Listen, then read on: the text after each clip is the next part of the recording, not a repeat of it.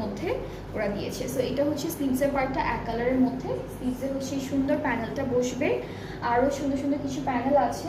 এটাও স্লিভসের পার্টে, এটা হচ্ছে স্লিভসের পার্টে। আর হলো আপনারা আরও কিছু প্যানেল আছে যেগুলো আমরা দেখে ফেলি।